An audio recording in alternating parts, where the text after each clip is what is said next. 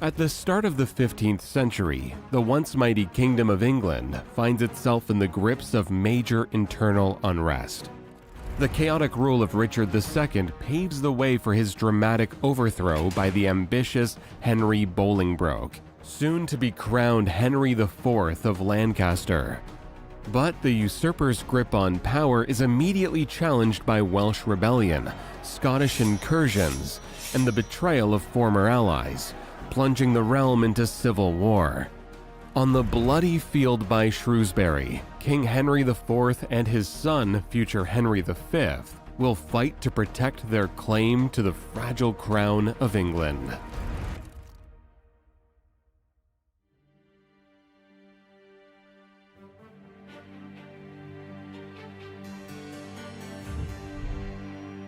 The chain of events that would ultimately lead to the rise of the House of Lancaster began in the late 1370s. By then, the Kingdom of England had become a mere shadow of its former glory. Its victorious leaders, Edward III and his son, Edward the Black Prince, were no more. Its impressive continental gains made in the early stages of the Hundred Years' War had been reclaimed by the French. And finally, a teenaged boy named Richard II, son of the Black Prince, now sat on its throne, his authority threatened by power-hungry nobles. In 1387, when the young king was merely 20 years old, a group of nobles, known as the Lords Appellant, revolted against Richard, placing him under their effective control. Authoritative and vindictive, Richard harbored an intense hatred for the Lords Appellant, determined to make them pay for their insolence. In 1397, the king seized the chance to reassert his power, having 3 leading appellants arrested for treason. Following a show trial, the Earl of Arundel was executed. The Duke of Gloucester met a suspicious death, presumably also at Richard's behest, while the Earl of Warwick, after a humiliating plea for forgiveness, was banished from the country for life. Richard's triumph over his internal adversaries would have been impossible without the support of his uncle, John of Gaunt, Duke of Lancaster. By the late 1300s, Gaunt had become England's wealthiest man, possessing numerous estates and 30 castles, while also providing 2/3 of the royal army in times of war. Yet, despite his immense power, Gaunt remained a steadfast ally to Richard, helping him preserve the unity of the state and the prestige of the crown. The same loyalty, however, could not be attributed to Gaunt's son and heir, Henry Bolingbroke, who had conspired with the Lords Appellant. To prevent Bolingbroke from inheriting his father's vast wealth, Richard banished him for 10 years. And finally, upon John of Gaunt's death in 1399, the king took over all of the late duke's possessions and changed Bolingbroke's temporary exile to a lifetime banishment. The king's reign, marked by harsh reprisals against prominent nobles, rendered him deeply unpopular among people from all walks of life. Beyond his dictatorial tendencies, the English also despised Richard's pro-French inclinations. The country viewed his major diplomatic achievement, a 28-year truce with France, as nothing short of humiliation. As a sense of national unity began to emerge among the English, they nostalgically recalled Edward III's and the Black Prince's conquests, their triumphs at Crécy and Poitiers, and the thrilling prospect of embarking on a chevauchée to enrich themselves with French plunder. His heart is so French that he cannot hide it, reported the chronicler Jean Faucon on Public Sentiment, but a day will come to pay for all. Indeed, that day came very soon. During the summer of 1399, as the king embarked on a punitive expedition to Ireland, his adversaries seized the opportunity. In Richard's absence, Henry Bolingbroke disembarked in Yorkshire, rapidly gathering support from disaffected English nobles. Among these, the most influential was the Percy family, Henry, Earl of Northumberland, and his son, also named Henry, better known as Hotspur for his impulsiveness. The Percys, often dubbed the Kings of the North, controlled vast estates in Yorkshire and Northumberland, and their backing proved crucial to Bolingbroke's success. Upon Richard's return from his Irish campaign, his supporters had all but vanished. In northeast Wales, he fell into a trap, was seized, and transported to London, where a hostile crowd greeted their king by hurling waste at him. Initially, Henry Bolingbroke had only intended to reclaim his hereditary Duchy of Lancaster, promising to leave the throne of England to someone more suitable for the crown.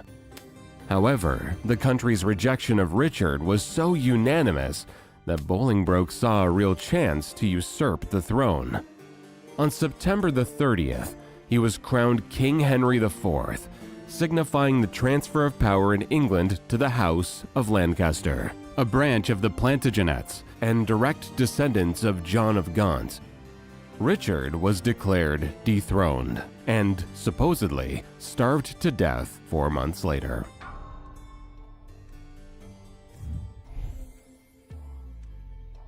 The usurpation of power sent ripples through the kingdom's internal stability, quickly igniting a hotbed of discontent in Wales.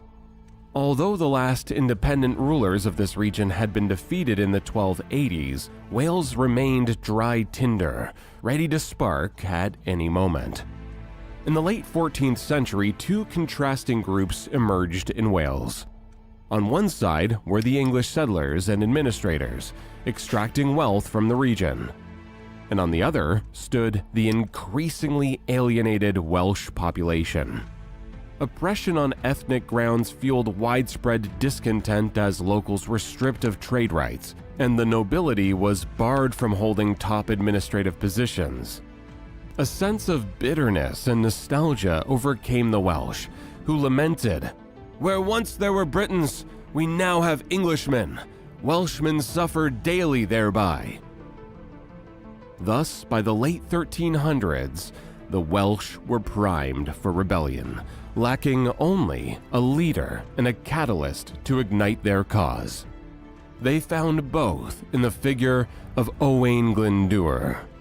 Glyndŵr traced his lineage to ancient royal dynasties of Wales and was one of the richest Welsh nobles. However, in the year 1400, Glyndŵr's fortunes took a drastic turn. He was defeated in a land dispute by a powerful neighbor, accused of desertion, and stripped of his properties. There was no other option left for Glyndŵr but to defend himself. On September the 16th, his followers crossed the hills and set ablaze the town of Ruthin. From there, they launched raids across northeast Wales, igniting a rebellion that would shape English internal politics for the coming decade. Initially, Henry IV did not view the rebellion as a significant threat. The English maintained a firm grip on Wales through an intricate system of castles, seemingly capable of quelling any unrest. Yet, in early 1401, this system revealed a flaw when the Welsh used a cunning ploy to capture Conwy Castle. The loss of Conwy dealt a severe blow to Hotspur, tasked with suppressing the rebellion, as his subsequent attempt to recapture the stronghold devolved into a protracted siege. This setback sparked a flurry of accusations. At court, critics lambasted Hotspur for his lack of military expertise, while he, in turn, complained about the king's inadequate financial support. Upon concluding the siege of Conwy, Hotspur retreated to his northern estates, nursing a deep grudge against Henry for his dismissive treatment of crucial allies. Exploiting the discord among their adversaries, the Owain's children, as the Welsh called Glyndŵr's followers, unleashed an even more brutal war, leaving a trail of destruction and death along the borders of central and southern Wales. Every attempt to quell the rebellion through punitive expeditions ended in failure. In September 1401, the royal army ventured into central Wales, only to be forced into retreat by harsh weather and treacherous terrain. The following summer, Edmund Mortimer's expedition met a disastrous fate, ambushed and utterly routed by Glendour at Bringlass Hill. And finally, in September 1402, another large-scale campaign led by Henry IV was thwarted by relentless rains and raging winds. Upon Henry's return to London, he received news of another alarming development. The Percy clan had secured a decisive victory over the Scots at the Battle of Homildon Hill. Hotspur and Northumberland had captured numerous prisoners, with Archibald Douglas, the Percy's chief rival in the border region, among the most prominent.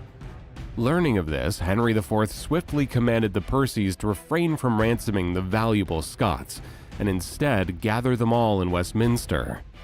This revealed how financially desperate the king was at the time. Henry believed that any ransom paid for the Scottish captives was far more urgently needed by the crown than by the Percys. The Percys were already discontented with Henry IV, particularly because the king had forbidden them from ransoming their relative Edmund Mortimer from Welsh captivity, likely due to Mortimer's own claims to the throne. But the king's order regarding the Scots became the final straw. Initially, only the Earl of Northumberland arrived to meet the king, while Hotspur and the principal captive, Douglas, were conspicuously absent. "When you entered the kingdom," the Earl remarked bitterly, "you promised the rule according to your counsel.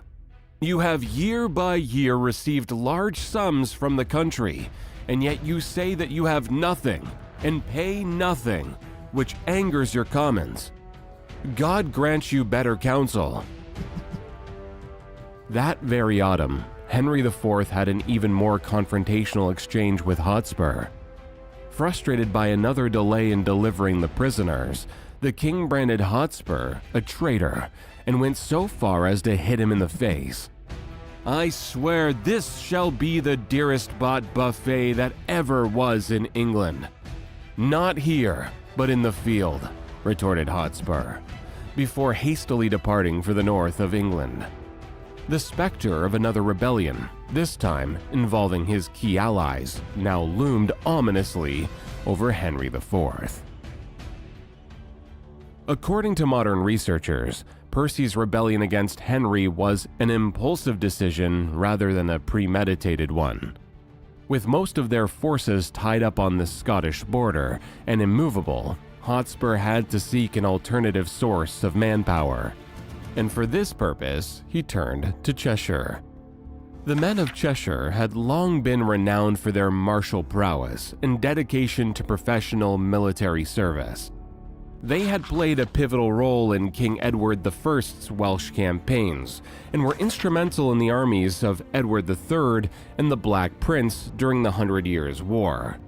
More recently, Richard II had honored Cheshire by establishing the Cheshire Guard, a 750-strong unit. Richard was rumored to maintain very close relationships with his guards, so their disbandment after his overthrow left a group of particularly unhappy elite archers. Besides the ex-guards, Cheshire was also filled with soldiers who had participated in the Welsh campaigns, but were not paid as promised.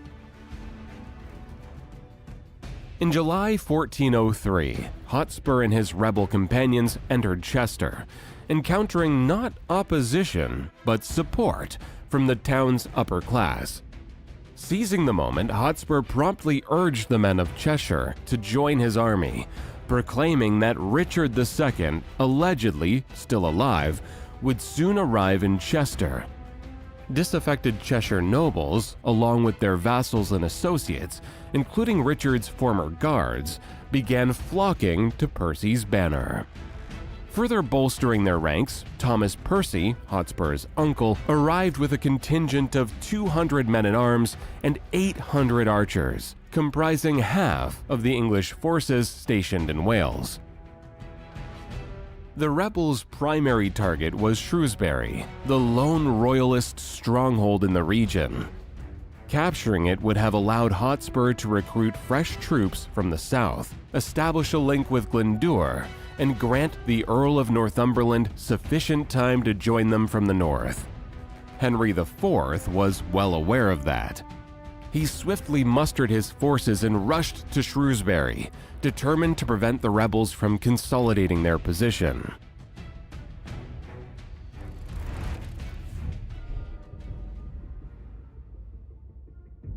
Caught off guard by the king's sudden arrival near Shrewsbury, Hotspur and his captains spent a tense Saturday night discussing their next move. As dawn broke, the rebels marched northward to rendezvous with other insurgents, but the king outmaneuvered them. Under the cloak of darkness, Henry IV crossed the River Severn and skillfully positioned his camp near the Abbey of Haumond, making it impossible for the rebels to escape the battle. Hotspur was left with no alternative but to seek a defensive position and confront the enemy, pinning his hopes on his army's superior fighting prowess. Ultimately, Percy positioned his army along a ridge stretching from the Shrewsbury Whitchurch Road to the hamlet of Albright Hussey. Medieval chroniclers estimated Hotspur's force at between 7,000 and 10,000 men, but given the hasty two-week mobilization, it's unlikely that Percy's commanded more than 5,000 fighters. The same goes for the king's army. While chroniclers unanimously agree that Henry held numerical superiority, the reported figure of 14,000 excellent men in his host seems improbable. A more plausible estimate puts Henry's forces at around 8,000 strong. We have limited knowledge about the specifics of the deployment. Historians assume that archers from both sides formed a checkerboard pattern in front of the infantry. Their role was to initiate the battle, and as the enemy approached, they were to either fall back behind the men-at-arms or move to the flanks, forming the army's wings. Later on, this tactic would become widely adopted during the Wars of the Roses. Both armies were divided into three parts, known as battles. In the rebel army, Hotspur commanded the central battle, his uncle led the right flank, and likely one of the Cheshire leaders led the left flank. Notably, the recently captured Douglas now stood at Hotspur's side. In the Royal Army, Henry IV himself led the central battle, with the Earl of Stafford commanding the right. The king's 16-year-old son, Henry of Monmouth, was entrusted with the left wing. Though the young prince had gained some military experience in Wales, this upcoming clash would truly test his mettle. As was customary in medieval civil conflicts, the opposing factions made a final attempt at peaceful resolution, engaging in hours of negotiations. It is believed that the rebels intentionally stalled for time to ensure the battle would not commence on Saturday. Bloodshed on Sundays was prohibited by the church, and Hotspur anticipated reinforcements from either his father or Glyndŵr to arrive by Monday. Ultimately, with only 2 hours remaining before sunset, Henry IV broke off the negotiations and led the Loyalist army forward. The battle commenced with an exchange of arrows. Though outnumbered, Hotspur's Cheshire archers, positioned on higher ground, vastly outmatched their opponents in archery skill. This superiority was immediately evident in the devastating barrage they unleashed upon the enemy. The king's archers, struggling to maintain formation, faced a dual challenge, shooting uphill while navigating through entangling pea tendrils, strategically laid by the rebels beforehand. In the vivid words of the English chronicler Thomas Walsingham, men fell on the king's side as fast as leaves fall in autumn after a hoarfrost. The royal forces' morale plummeted under this relentless archery assault. Most casualties occurred on the right flank, which was primarily made up of inexperienced levies who had never faced such a downpour of arrows before. Its commander, the Earl of Stafford, may have perished during this phase of the battle, although contemporary accounts are contradictory. In any case, his wing of 3,000 soldiers crumbled and fled. Some panicked levies even ransacked their own supply train, seizing horses to hasten their escape, With the royal army's right flank in tatters and Henry's advance stalled, Hotspur seized the initiative. His objective was clear: swiftly defeat the English king or force his retreat, either of which would certainly cause the royal army to fall apart. Shouting, "For Percy!" the rebels abandoned their ridge positions and surged forward. Hotspur and Douglas spearheaded the assault, displaying remarkable bravery and a clear aim to reach the king at all costs. However, not all rebel commanders shared their resolve. Rather than exploiting the opportunity to flank the royal battle, Hotspur's left wing chose to pursue the fleeing enemy and joined in plundering the supply train. With the center engaged in fierce combat, the left flank sprang into action, and Prince Henry's battalion advanced towards the rebels. As the opposing forces converged, some men-at-arms opted to raise their helmet visors. This enabled them to breathe easily and improved visibility. On the other hand, this left them extremely vulnerable to arrows. During battles, archers accompanied heavily armed soldiers, targeting weak spots in enemy armor. At one point, the young Prince Henry also lifted his visor, and an arrow struck his face, penetrating his left cheek just below the eye.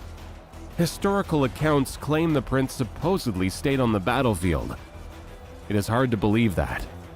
More likely, one of Henry's mentors, Sir John Stanley, shielded the prince and guided him from the front lines, despite suffering a severe arrow wound to his throat. Regardless, the prince's forces maintained their position on the battlefield, proving crucial in the events that followed. Meanwhile, in the center, Hotspur and his troops were relentlessly pushing towards the royal banner. Amid the chaos, Henry IV's standard-bearer fell, and the king himself was briefly knocked to the ground. Some sources claim that the rebels briefly captured Henry IV, but he was swiftly rescued by his loyal men and temporarily withdrew. Whether true or not, the collapse of the standard and the king's retreat sparked panic among the royal forces, prompting King Henry to rejoin the fray. By this time, it was already 8 in the evening, and the deepening twilight was further intensified by a total lunar eclipse, possibly seen by both parties as an ominous sign. With both sides now evenly matched, the battle hung in a precarious balance. Despite the collapse of the right flank, the royal army's center stood firm, while Prince Henry's detachment gradually outflanked the rebels. At some point, to boost morale among their comrades, a group of rebels yelled, "Henry Percy King!" sending ripples of fear through the royal ranks.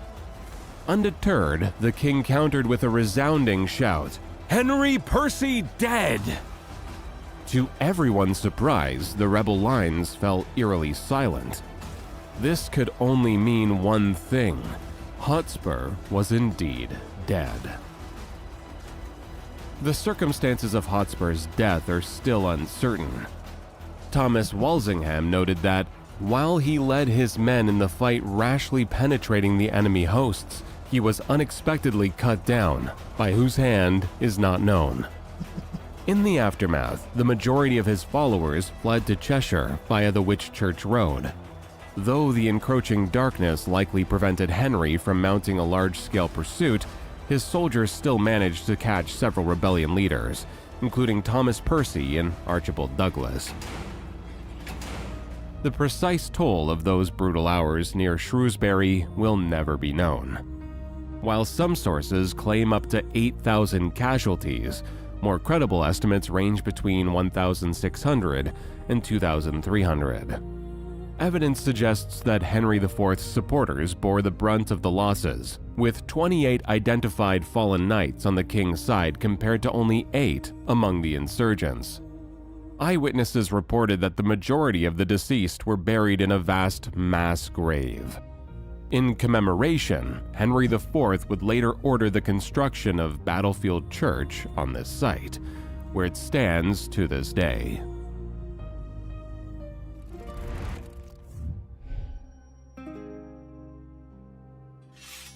The king's primary concern after the battle was his eldest son's condition. The arrowhead lodged in Prince Henry's left cheek, having penetrated to the back of his nose, presented a grave danger.